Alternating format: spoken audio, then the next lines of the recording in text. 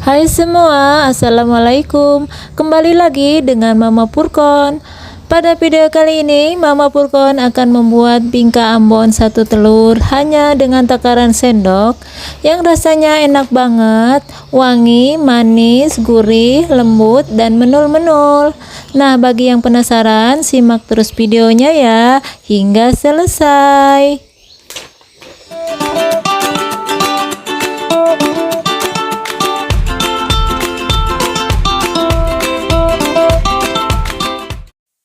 Teman-teman, di sini sudah saya siapkan bahan-bahannya ya. Di sini ada tepung tapioka sebanyak 8 sendok makan munjung, tepung terigu sebanyak 3 sendok makan munjung, gula pasir sebanyak 6 sendok makan munjung, 1 butir telur ukuran sedang, 1/4 sendok teh garam, dan di sini sudah saya siapkan rempah-rempahnya. Ada kunyit bubuk, permipan, nanti saya pakai setengah sendok teh. Ini ada 1 lembar daun pandan, serai, dan daun jeruk 2 lembar. Selanjutnya nanti akan saya gunakan margarin 1 sendok makan ya, dan akan dilelehkan terlebih dahulu. Selanjutnya santan, saya ambil dari santan instan sebanyak 30 sendok makan. Nah, lanjut ke cara pembuatannya ya.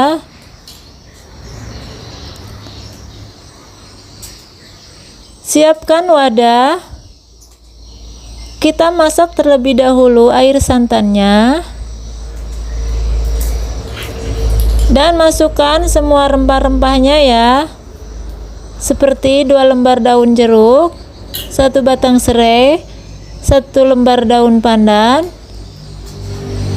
setengah sendok teh kunyit bubuk, garam. Nah, semua ini diaduk-aduk hingga merata ya. Setelah itu nyalakan apinya, masak hingga benar-benar matang sampai mendidih ya. Nah, ini sudah mendidih dan sudah matang ya teman-teman. Aroma wanginya sudah tersebar kemana-mana ini teman-teman. Lanjut kita matikan kompornya dan kita sisihkan hingga dingin ya. Selanjutnya kita siapkan wadah dan pecahkan 1 butir telur. Tuang gulanya dan kita aduk-aduk asal tercampur merata saja. Aduk-aduk seperti ini saja ya, nggak perlu sampai mengembang teman-teman.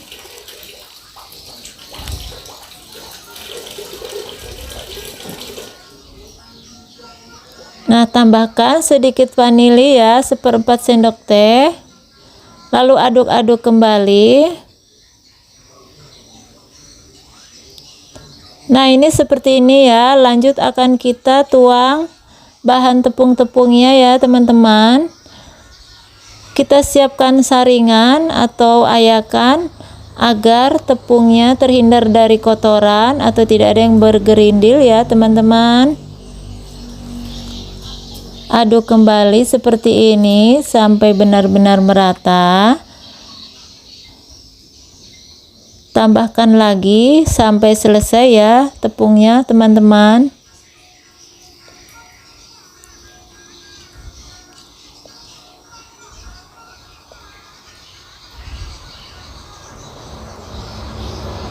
Nah, kalau sudah selesai dicampur, kita tuang secara pelan-pelan atau sedikit-sedikit air santan yang sudah dingin tadi ya, dan aduk-aduk terus sampai benar-benar tercampur merata ya.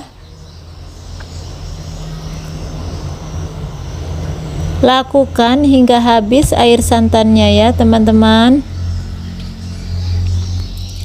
Terus diaduk sampai benar-benar merata agar adonan benar-benar halus dan tidak ada yang menggerindil ya. Nah, kira-kira seperti ini. Lalu terakhir akan kita siapkan atau kita tuang vermipan.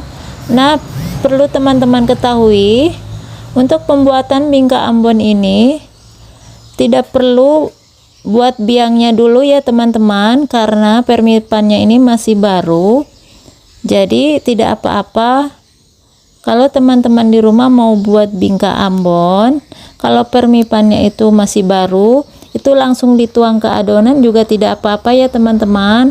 Terkecuali kalau vermipannya itu sudah lama, nah itu perlu dibuat biang. Tujuannya membuat biang untuk mengetes vermipan itu masih aktif apa tidak ya teman-teman. Nah, ini sudah ready, siap akan kita tutup atau kita diamkan selama 1-2 jam ya. Nah, ini sudah selama 2 jam. Ini sudah terlihat buih-buihnya semakin ke atas, dan ini akan siap kita panggang. Sebelum kita panggang, kita aduk-aduk seperti ini dulu ya, biar rongga-rongga udara di dalam adonan keluar.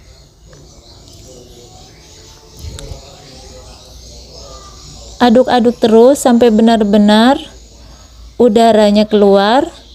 Nah, urutan terakhir kita tuang margarin cair.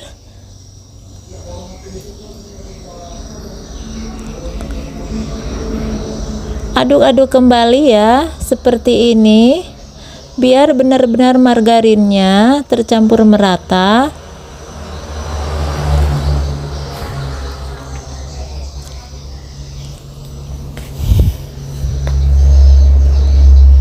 Aduk-aduk terus hingga benar-benar adonannya ready seperti ini.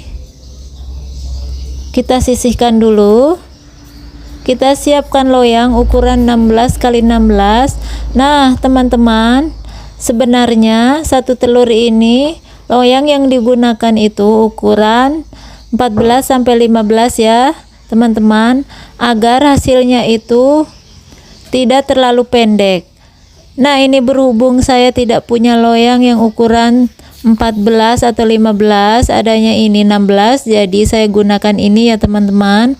Jadi nanti hasilnya tidak sampai tinggi, ini sekitar di pertengahan loyang ini saja ya teman-teman.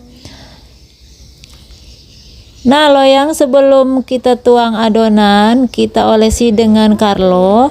Cara pembuatan Carlo: 1 sendok makan terigu, 1 sendok makan minyak goreng, dan 1 sendok makan mentega. Itu dicampur jadi satu, dan hasilnya akan merata dan digunakan untuk moles loyang. Nah, itulah yang dinamakan Carlo ya teman-teman. Selanjutnya kita siapkan teflon. Teflon saya ini ukuran yang sedang ya teman-teman. Kalau teman-teman tidak punya teflon seperti saya, bisa digunakan sarangan bekas dandang atau bekas aluminium, apa saja yang sudah tidak digunakan ya teman-teman. Nah, kita letakkan adonan seperti ini, kita diamkan atau kita biarkan keadaan terbuka seperti ini sampai bermunculan buih-buih atau gelembung-gelembung di atas adonan ya. Nah, apinya ini seperti ini ya teman-teman, tidak terlalu besar, tidak terlalu kecil, yaitu api sedang cenderung kecil. Nah, ini sudah terlihat buih-buih bermunculan ya teman-teman.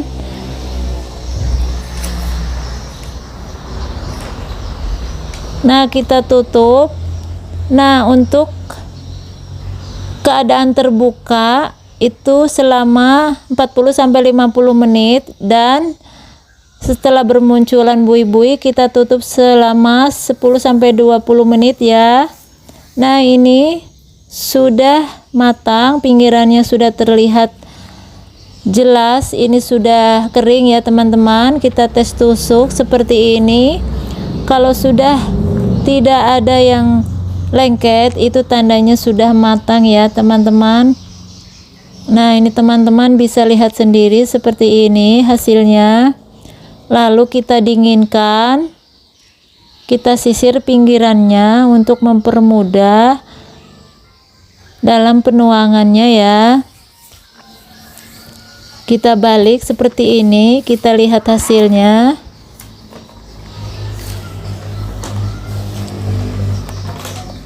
Nah, ini dia hasilnya teman-teman, tanpa oven, hanya dengan teflon.